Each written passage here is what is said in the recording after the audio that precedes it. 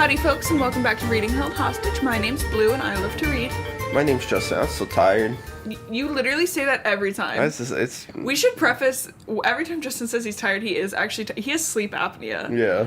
So he's always fucking tired. Hell yeah, baby. Which is going to be a really awesome thing to navigate when the baby's here. That's the secret cap. I'm always tired. Always EP. So we're doing the second part of the Hunger Games today. It's this, what's this, Ballad of Songbirds and Snakes? Yeah. Tell me what you remember last time. They got them ready for the games? Who? Be more specific. Characters. Yeah, I know character names. Come on. You were actually involved in this one. You liked this one. Okay, you don't understand how this works for me. I completely just delete the file of my memory of us recording. You don't remember Snow? I remember Snow. Okay. Do you remember his tribute's name? Lucy Gray. There you go. Do you remember the funny name? Snow's friend that he's like, oh, I wish I wasn't associated with this guy. It's a funny name. Snugglebutt? Sejanus. Okay. Sejanus. Huge anus, yeah. Yeah, I saw a funny TikTok about these names, and it was like, who's it? Suzanne Collins, writing these names, and she's like, oh my god, I can't wait for these people to ship people, because Katniss and Peeta's name is, like, Piss, or Kita, or something crazy, and things like that, and it's like, anus here, anus there, Coriolanus, Sejanus, lots of anus situations, so, I think that's fun. She just is like, I don't want people to ship these people. Let's give them the least compatible names possible. Yeah, and then people were like, you know who would be really hot together? Huge anus. Anus people. So, as a quick recap for what actually happened last time, Snow, we talked a lot about him, and all he does in all his glory. What's your... We're going to talk about what you're... No, we're not. Okay. We talked about Snow and all his glory and all that. And how he got assigned to... You can't handle it. Can you not handle this? It's fine. Just for reference, I'm doing something that Justin thinks is weird. I don't think it's weird. Okay, well, you're smiling at me. I think it's not it's either normal now for a podcast. We'll see how you feel about that when the baby's here. What was I going to say? He got assigned his tribute, the girl tribute from District 12. Yeah, he owns. We talked about how Snow is very selfish and all that kinds of stuff. And so basically at the end there was that explosion. Snow got hurt, Lucy Gray got hurt, and then Snow was like, how can I ever repay you? You saved my life. And she was like, how about, like, it'd be great if I could win. Think bigger. Think, get me out of these games. Please, I want to die. Get me out of here. Yeah, no, that's not how it goes, but... Send me home? The part 2... Send me home. Keep singing. High-speed train. Nope, they're in a cattle train right now. Cattle train. To District 12. I mean, that's about right. They're from Appalachia. Near West Virginia. Wait, did you see the TikTok of Miss Collins, Suzanne Collins, reading The Hunger Games, like an excerpt from how she believes Katniss would speak? And it's like a thick-ass Appalachian accent. Which is, yeah. I mean, they're in Appalachia. The last you'll see from me, President Snow. If we burn, you burn with us. If we burn, you burn with us. I mean, that's how she would be talking. Like, I don't understand. And Haymitch and his little drunken and escapades. President Snow, I got moonshine still in there. It's gonna blow up. Well, they have their white liquor, which is their moonshine. So. Oh my god. Anyways, I thought that was funny. Okay, Justin, stop distracting me. The second part's called The Prize. And again, everything's from Snow's perspective, thank God. I'm so ready to be done reading 2 perspective books. But Snow's like, oh, that's crazy. I actually hadn't thought of that before. I hadn't thought that you could win.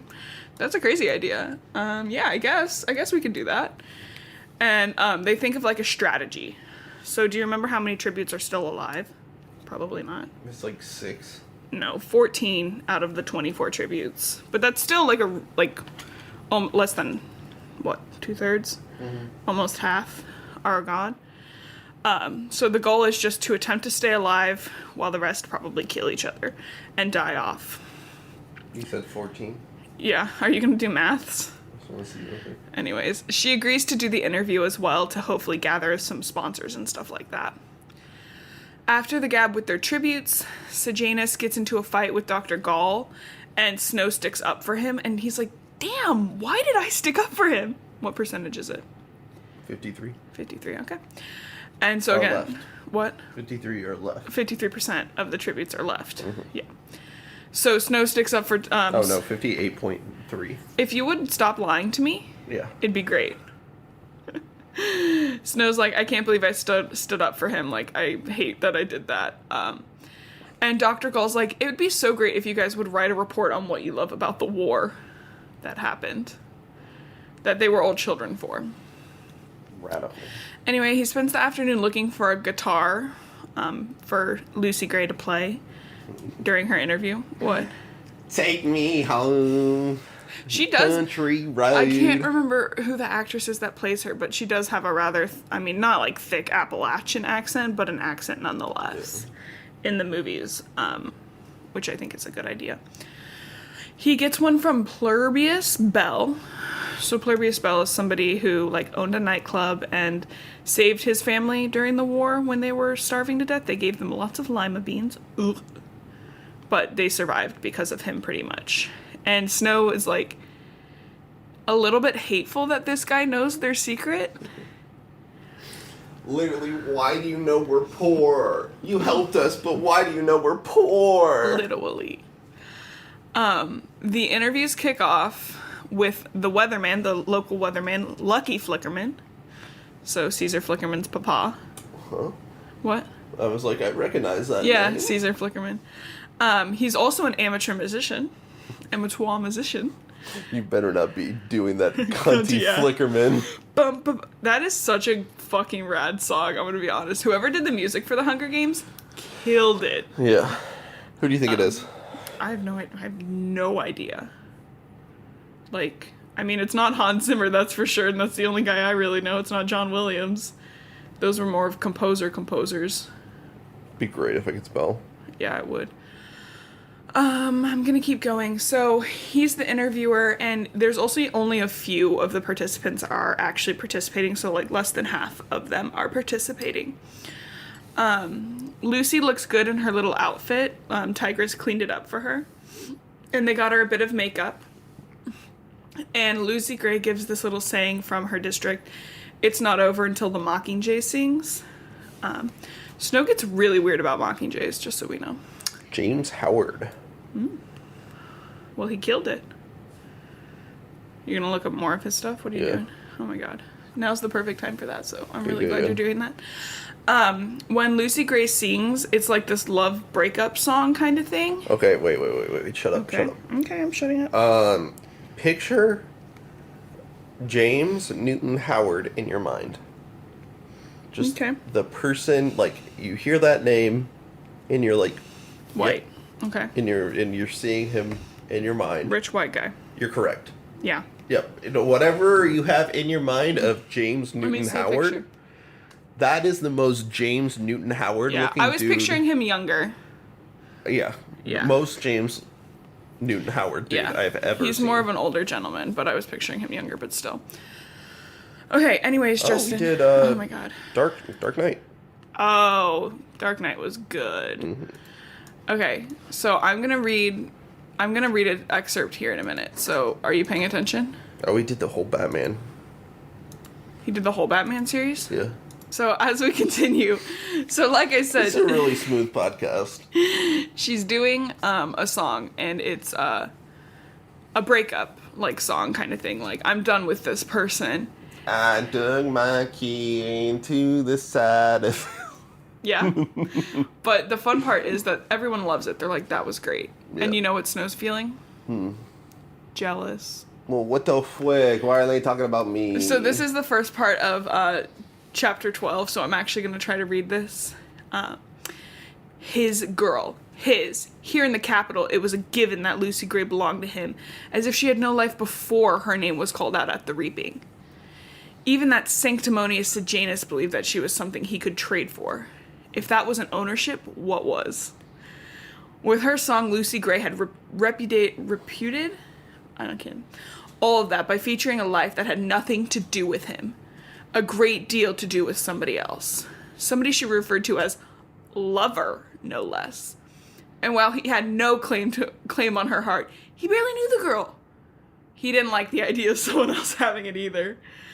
Although the song had been a clear success, he felt somehow betrayed by it, even humiliated. I cannot believe she had a life before. This is literally bullshit. This is and literally the best part bullshit. is the song is a breakup song. And he's having all these emotions like, what the hell? He's giving incel, like grossness. Full. And so, like, he's pissed, and she's like, yeah, well, it was for the people back home to, like, clear some things up. Yeah. Because who knows, I might die. Cool. He's mad. Later that night, Sejanus introduces Snow to his mother, and Snow calls her a rumpled little woman you could put a turnip in a ball gown and it would still beg to be mashed. He's an asshole. Okay. He's mean. He's an asshole. I thought Snow's mom said that. No. Snow said that about Sejanus's mom. Oh. Because they're from District 12. So he's like, well, you can't take the district, or they're from 2. He's like, you can't take the 2 out of it. Okay. Snow tries to complain to Tigress about the song and everything, and she's like, fuck you. Like, give her some fucking compassion. Like, what the hell is wrong with you? She's dying in, like, 4 days, Literally. Dog. And when they get home, the elevator in their building works for the first time in years. And they're like, shit, like, I think the building's getting ready to be sold due to the tax stuff going on. So, poor Snow. Taxes side plot. They don't tax the capital. This is the first time ever they're going to tax the capital. All right. Well, they get all their taxes from the district. Yeah. Yeah. He then writes his war paper, and he writes about, like, some of the things he actually loves, but then he also loved the ability to control things. Psycho. Why are we simping over this man? Yeah. They get... But did you think about how he's literally kind of hot? Well, he got curly hair. I mean, I'm a slut for a guy with curly hair, but a blonde guy? Oof. Good try. If you're a blonde guy... Dye your hair. Stop. Just literally, honestly, L. Except for PETA, of course. PETA? PETA. They get a rundown of the game maker area, which is, like, way more low-tech. What? In the end, it's the one who doesn't bomb your little sister. It's true. Although Katniss was not feeling Gale up to that point. Because he was, like, someone who would bomb her little sister. Yeah, pretty much. He had that vibe to him. He had the I'll bomb your little sister vibe. The fuck around and find out little sister killing vibe. Damn. I'm gonna kill that little sister. Can't wait. Prim's kind of annoying, honestly. Okay, Snow wants to give Lucy something special to remember him by, and he pretty much decides, like, all gifts are useless unless they can protect her. And, like, even Tigress even, like, in the morning, his grandmama, who's, like, really pro-capital, like, she's like, thank you, and tell her, like, I'm sorry that she has to die. And, like, this bitch is, like, not good about that. Yeah. Snow and Lucy Gray have a very emotional goodbye. He gives her his mother's compact. Have we talked about that? Or I think we did, but I don't think you remember. So again, his mother passed during childbirth with what would have been his sister. And he was 5 and he doesn't remember much about her, but he has, like, this compact that had, like, her powder that she used in it. And so he took the powder out and... No, like, actual powder. Oh, okay. And he gave the compact to Lucy Gray. And they have a very emotional goodbye. And, you know, he implies she should put poison in it. And then they have a really romantic kiss. Why? Was that building up at all?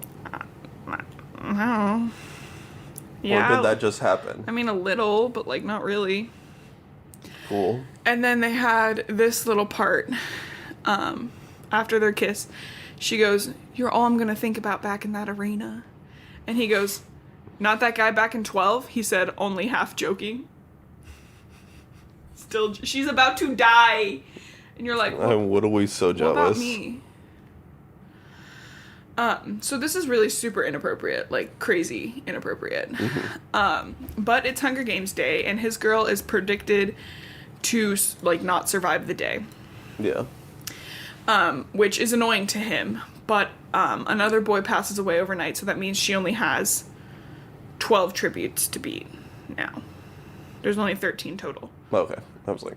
There was 14. One boy died. She's one of them. She's one of them, yeah. Nope. So, the dean gives an interview with Flickerman, Dean Highbottom, and he's basically like, the children from the capital and the districts are no different.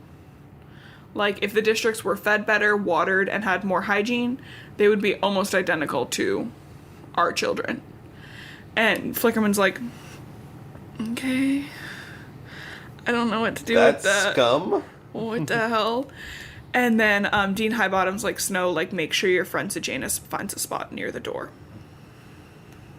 A little ookie pookie. The door or what? Like the leaving, to leave. So the mentor, so it's like the game makers, and then the mentors are like in the front row, like watching the games happen, and then they're like being recorded too. Oh, there's like fucking bleachers? Yeah. Okay. Yeah. So they're like recording the mentors, like they're like keeping an eye on things. They're like, how'd you feel about that? Stuff like that. So Dean Highbottom's like, make sure Sejanus is able to leave quickly. Lysistrata, the mentor for Jessup, the male from District 12, and Snow come up with a plan to provide both of their tributes food and how they're going to do a little bit of an alliance.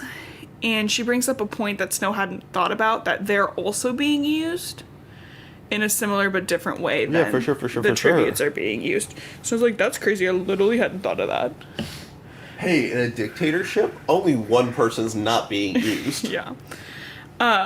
He is shocked when Clemencia shows up after her stint with the flu. Remember Clemencia got bit by snakes? And she's mad at him, but neither of them are like, we can't tell anybody what the situation is. So she's just like really pissed at him, and everyone's like, that's weird. Yeah. The Hunger Games start. Clemencia, literally 5 check. What are you doing? Girl, what's up?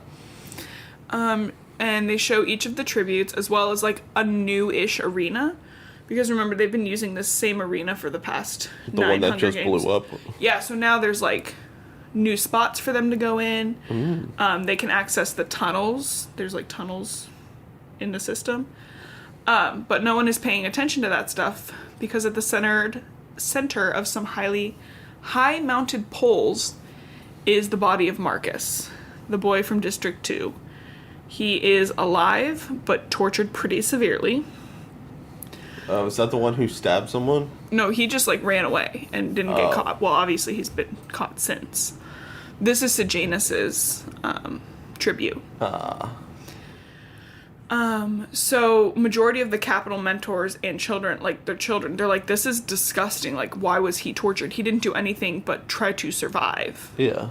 And Sejanus runs off because like he's furious. He like throws his chair. He's pissed. Yeah. Which I would be pretty pissed too. When the gong rings, the tributes scatter. Most of them hiding, but a few of the stronger ones grabbing weapons and then hiding. Yeah. But Reaper, who's the number 1 person to win, I can't remember what district he's from. Hey, Doc, is that his real name? That's his real name. He's ready to fight, but no one's there to fight him. They've all run off and hid. So there's no, like, bloodbath, as there typically would be. I think in the movies they show a bloodbath. This is the first year where they've all been able to bet, and also the first year the arena has changed slightly. Yeah. So it's a little bit more exciting. Usually it's done in, like, a day. Yeah. Because they can't go anywhere. It's all pretty quiet for like an hour or two.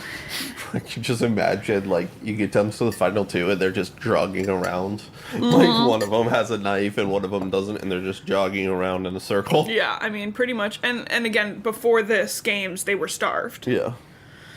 So they wouldn't last. They didn't have any food or water. Yeah. They wouldn't last very long. So that's great. But a little while later, the female from District 7 comes through and climbs the poles up to Marcus. And she seems to be talking with him. They don't have the arena mic'd up like they did in the trilogy with Katniss. So they can't hear anything. But her name is Lamina. She ends up killing Marcus. Kind of looks like they talk and agree for that. This is the first kill. And also the first time that her mentor is able to give her food. So it's the first time sponsors have done this. The drone comes in, crashes. And then the second one comes through and she's able to like get it. And she just ends up chilling up on the poles. Right by him. Yeah, right by. Well, she cuts Marcus's body down too. Oh, okay. Lucky Flickerman asked Dr. Gall, what the fuck is this so slow for? And she's like, well, like, isn't this a little bit more fun, like, because of the bombing? She says, like, the new places have opened up. She's like, it's so fun because these games could go on for quite a while. Again, the whole goal of this games is interaction. Yeah. A few extra movements happen that day. The District 3 kids end up grabbing a couple of the broken drones. Yeah. And they head out. Reaper is carrying Dill, one of the other tributes. Dudes. Who ended up passing of tuberculosis naturally. Apparently tuberculosis in the districts is still a rather large issue. So this leaves only, well, I guess Marcus died. What does TB do? Tuberculosis is like a lung issue. Oh, okay. It can get into your brain, I believe. It's a bacterial infection. So that's why, like, coughing is, like, one of the big things, because it's a lung issue, but then it can travel into your other parts of your body and cause really significant damage. Yikes. Yeah. So there should be, there was 13, so then 1, 2 died, so now there's 11 tributes left. 2 probable mercy killings. Yes. When Snow arrives home, he's shocked to find Mrs. Plinth, Sejanus's mother, she's like, I can't find my son. I heard he left the game maker space way early in the morning when Marcus showed up dead. Yeah. I haven't seen him since. And he's like, he's like, how can I kick this bitch out? Like, I do not care. I don't know. He's probably like fucking at the classroom. He's I don't know, go away. But as they're talking on the TV, they can see that Sejanus has broken into the arena and is standing over Marcus's body. And it looks like he's doing some sort of last rites or trying to move the body or something along those lines. Cool. Yeah. So just as soon as they see Sejanus in the arena, Dr. Gall calls Snow's house and is like, what's your friend doing in the arena? And he's like, I wouldn't really call Sejanus like a friend of mine. We're not really that close. And she's like, yeah, no. Like, I asked everybody I knew, like, who knows Sejanus really well, and they're all like, Snow. Yeah. So he's like, damn it. And he gets Bitches be talking. Yes. God damn. Well, he's like, I hate being associated with Sejanus, because Sejanus is kind of like, well, one, he's district. Yeah. 2, which is disgusting. He's not really like a rebel sympathizer, but he's a sympathizer for the poor like everything going on in the district. He's against like the capital overspending type stuff. Yeah.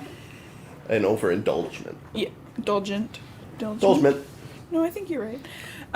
Snow gets summoned to the arena with Sejanus's mom, and the game makers have artificially darkened the arena on the recording, so you can't tell what's going on. So this is kind of the first use we see of, like, faking something going on in the arena. Yeah.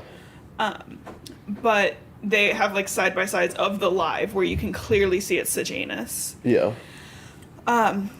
Dr. Gall's like, Snow, your job is to go in and get Sejanus back. And he's like, dude, what? Kill him. I don't care. What? Yeah, and he's like, okay, I mean, I guess. So they give him some, like, body armor. Oh, that was Cash. What? Do you think that picked up? I don't think it did.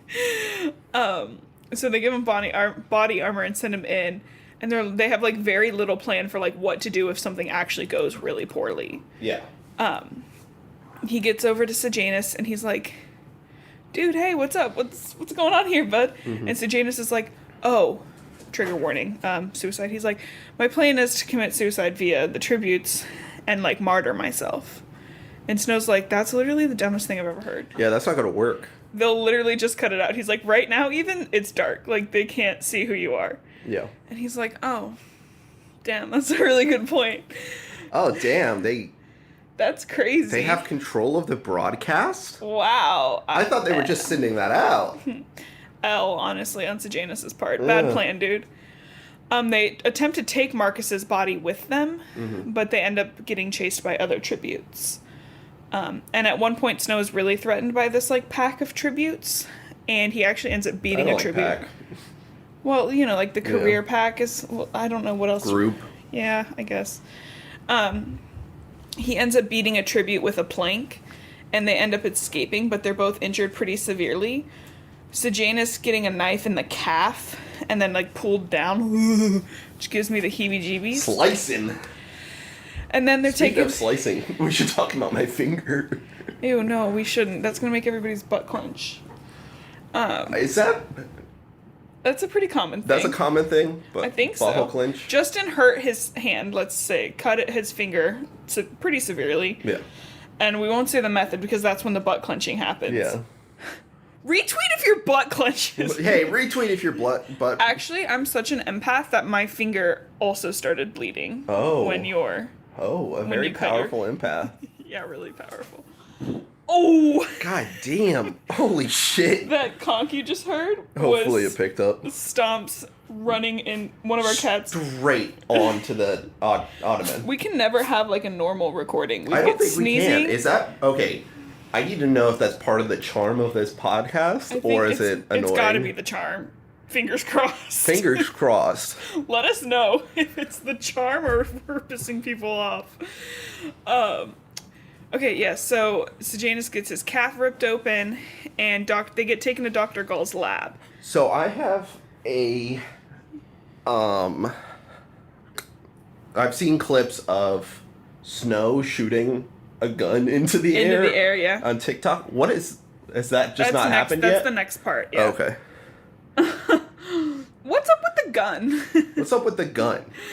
And why didn't they give him a gun? No, he didn't get given that gun. Oh. What? What's it? Snow's not severely injured. He's just got, like, a cut in his arm and stuff like that. And some scraping on his chin. Okay. Dr. Gull shows up and is like, did you know I started as an obstetrician? And Snow's like, what a horrible way to come into the world to your face. Which is so mean. What is the Oh. That's a baby doctor. Obi. Yeah, Obi. And she's like, how'd you think of the other tributes? We are literally about to get that baby removed out of you. Yes. And you still don't know what OB stands for. Please, I'm going to be a confident father. I believe in you. And he's like, basically the tributes are, like, horrible. Like, why would they try to kill me? And she's like, that's it. That's perfect. Think of how much the tributes hate the Capitol and how they just tried to kill you and Sejanus by associations to the game. Oh. She's like, that's great. And she's like, also, BT Dubs, you killed that boy you beat. To death.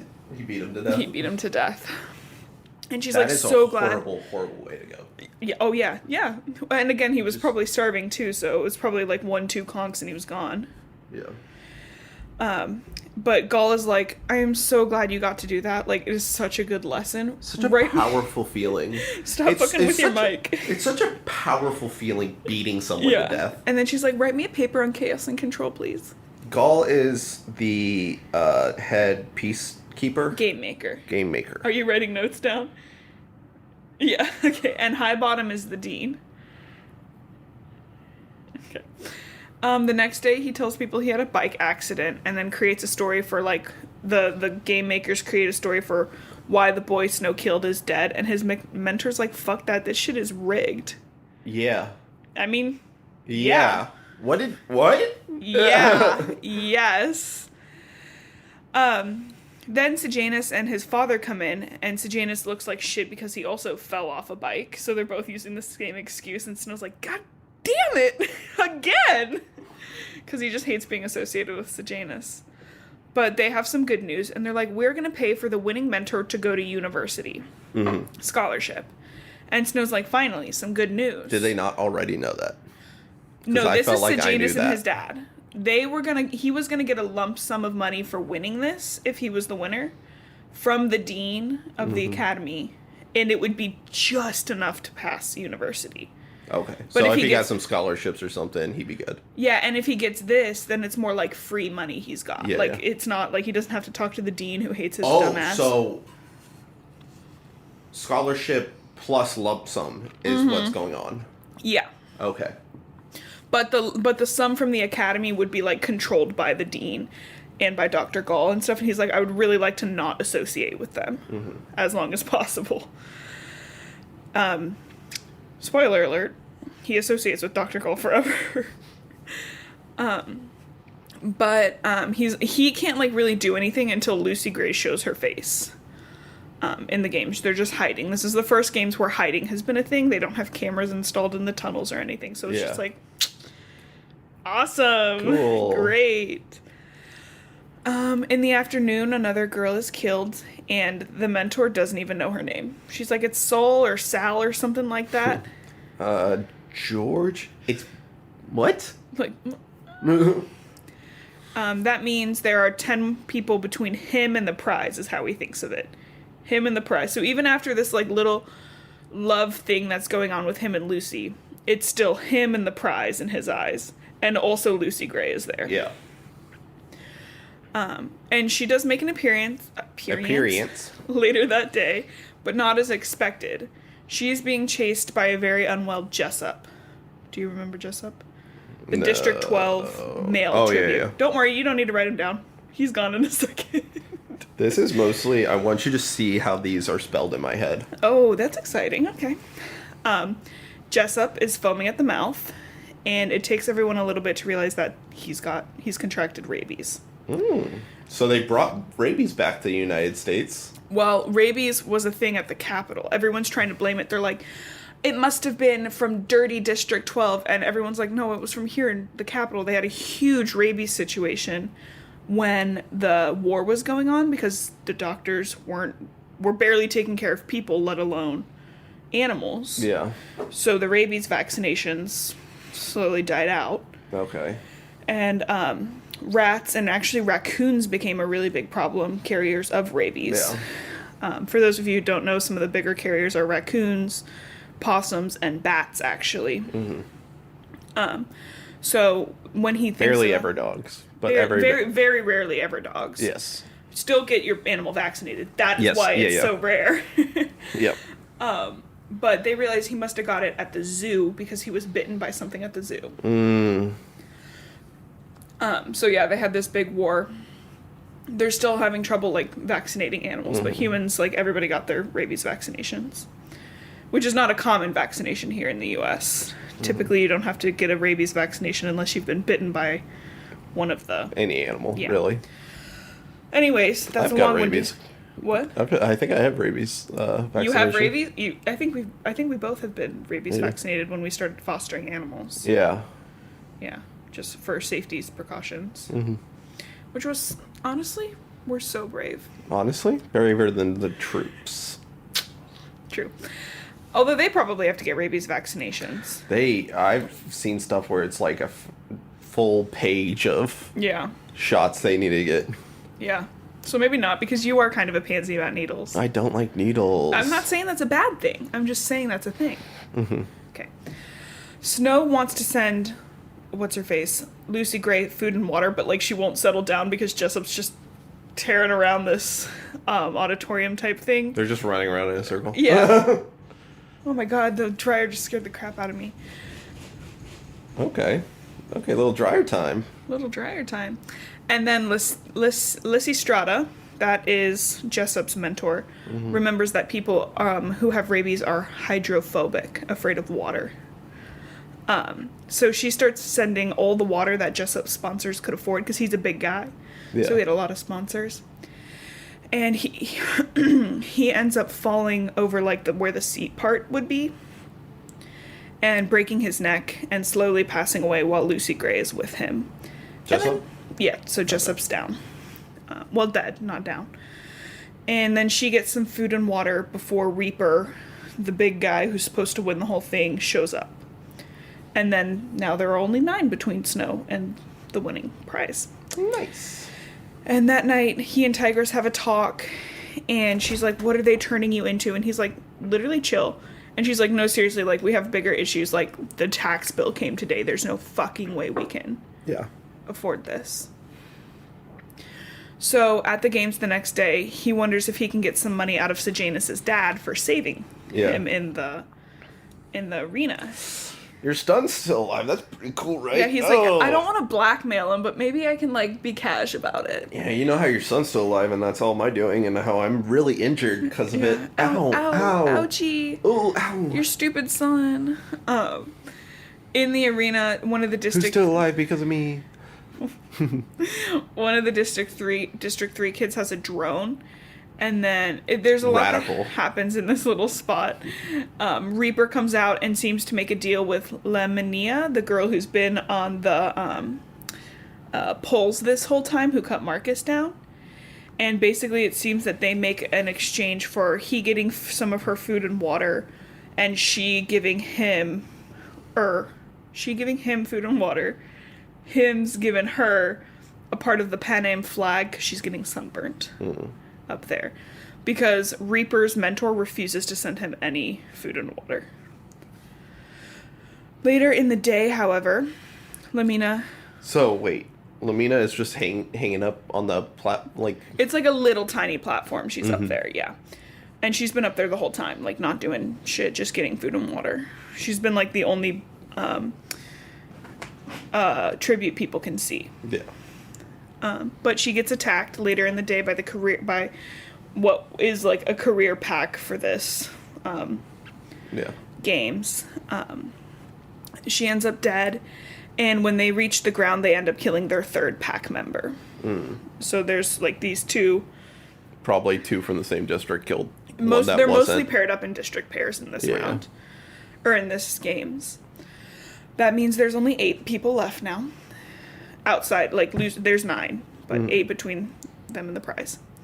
During this, Reaper makes, like, this weird makeshift graveyard, because remember, the tributes are just being left where they're at. And so he's bringing them to one spot and covering their bodies. The Reaper is? Yeah. Do you think that's why they call him that? That's why they call him that. Later that day, Snow's head towards Dr. Gull's lab to have his stitches checked, and while he's there, he, like, overhears people transporting the same snakes that attacked Clemencia, and he's like, oh shit, like, I think those might be going to the games. Ooh, snake time. So he sneaks the handkerchief with Lucy Gray's smell on it. He just had one. Cool. And so he puts it in the terrarium because he remembered that they didn't attack his smell. Yeah. Once they know a scent, they don't attack it. And he's like, oh shit, that was fucked up, but he rationalizes by going like, well, I don't know for sure they're going to the arena. Yeah. Again, there's never been, like, mutations added to the arena. There's no funsies. No fireballs coming out the woods or big-ass clocks. No big clocks with jabberjays, anything like that. At Sejanus' house a little bit later, he talks to his mom and then eventually talks to his dad, and... You know, he leaves with no money, and he's just like, what just happened? He's, like, confused. Yeah. But he ends up writing that chaos paper for Dr. Gull, and he decides that the power that controls needs to be greater than the people, otherwise it will be challenged. And the only entity capable of this is the capital. So they need a higher purpose to... Yeah. Yeah. So he's starting a cult. He wants to start a cult. In some ways. Also not starting because it already has happened, you know? The next game day, Wovey, who's one of the other tributes who hasn't been seen in a significant amount of time. What is her name? Wovey. Okay. Yeah, try to spell that. She shows up long enough to get water and then dies, and Snow believes it looks like Lucy Gray poisoned her. Radical dude. But she's really glad, like, he's really glad the Capitol folk didn't, like, realize it. Like, you can't really tell from the way she passed. But he does think that Reaper, when putting her into his morgue, suspected something. That's 7 tributes left. Dr. Gull announces that one of the Capitol members who had been hurt in the bombing has died, and she has something prepared special for their rebel children. And that's when a drop of the snakes land in the arena. And Clemencia freaks the fuck out. They just eat these snakes in? Pretty much. And Snow's like, hey girl, chill, like, they're not here. Like, they're not gonna get you. Yeah, try to smoke Clemencia, babe. I saw you look at your paper like, what the hell do I even do with that? But they watch these snakes fuck up 2 tributes as the rest find high ground. And Lucy Gray's out there, and she's just, like, singing them a song, and they're like, we like that. We like that bitch. Yeah. And then there's 5 now. He sleeps in the game hall that night and has a gab with Clemencia about the snake situation, where they agree to be amicable because it was actually Dr. Gull's fault that anything happened at all. Yeah. Which is true. So who's Clemencia? She's the girl that was supposed to write the paper with him earlier in the book. That got bit by snakes. Yeah, because she lied. Okay. And who had her set up to be bit by snakes? Dr. Gull. Dr. Gull. Yeah. Okay. Yeah. You there? Yeah. Lots of names, I know, lots of characters. In the next part, there's less characters, ish. In the arena, it's filled with dead snakes because they all died in the night. And the District 3 tribute left shows up in the morning by doing some weird shit to one of the drones.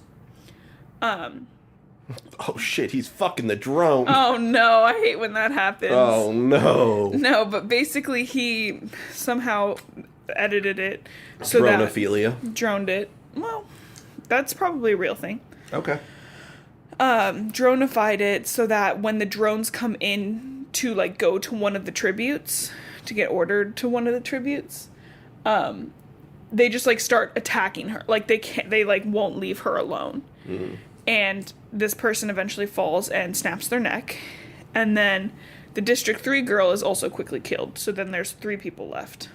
So the drone just goes whacks them in the face? Yeah. Well, like, they, like, order a bunch of food for that person.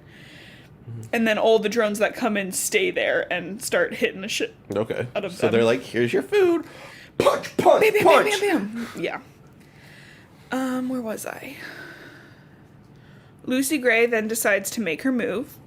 She washes the puddle Reaper was using for drinking water because he's not getting a sustainable source of water. Yeah. And washes out her bottles, and then she's attacked, but she uses this remaining snake to kill this person.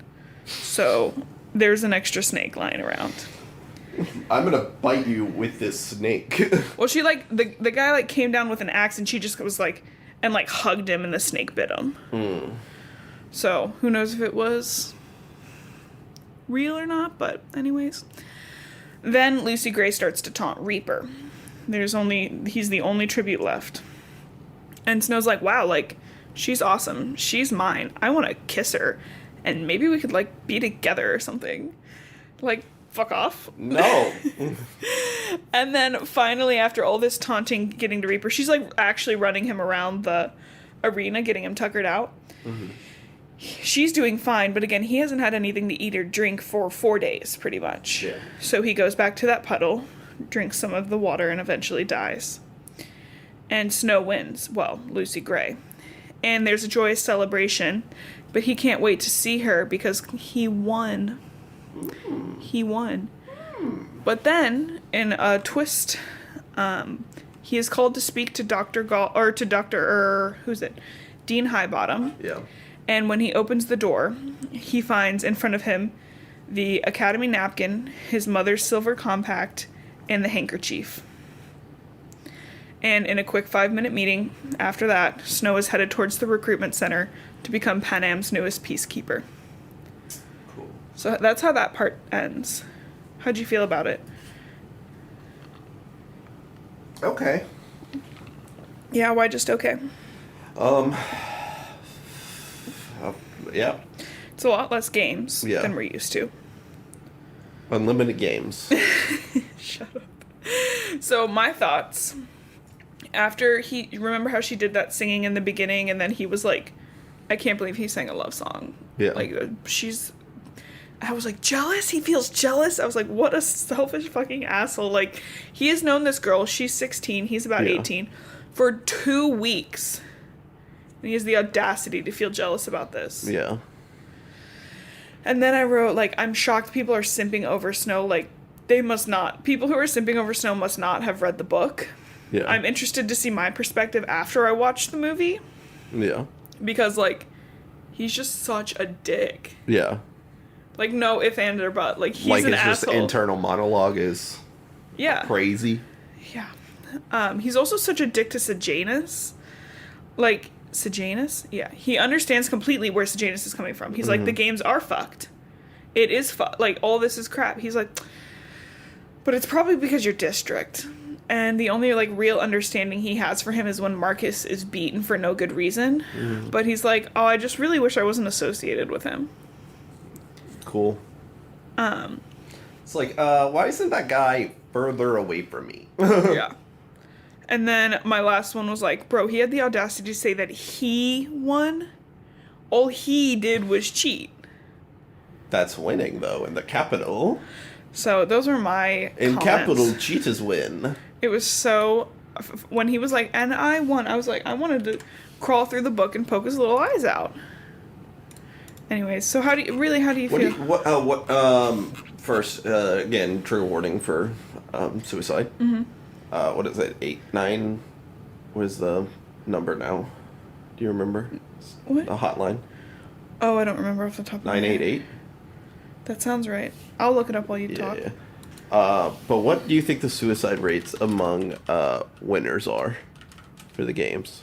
I would say, honestly, until like the 25th game, 100%. And then afterwards, they had incentive to live, air quotes, because they got the money and stuff. Yeah. But also, remember, I don't think when Snow was president, he would have let them do that. Because he was using the young pretty ones, like Finnick, for... Well, all of them are young. Yeah. But, like, the extra young... I mean, Finnick was 14 when he won, and he was the youngest winner of the games up to that point. Yeah. So, I think he would be using them. You think they'd be like... Hey, we'll wait until you're, like, 13 or something. Or, like... Do a more narrow... So it's like... Oof. Sorry. Gross. But that there's less... It's like a better matchup. Yeah. But I think the point of having such low kids... is to be like, hey, nobody's fucking safe. Yeah. You're not all of you. Well, also, and I think having such low ones is like... It's super rare for them to get picked. So when they do, that's like another... Oh, interest. I forgot about they can, like, pay for things by putting their name in more. The tesserae, yeah. And again, that doesn't happen till later, but still. Yeah. So, yeah, interesting. The next part, the last part, I actually wrote the most notes on, which kind of sucks.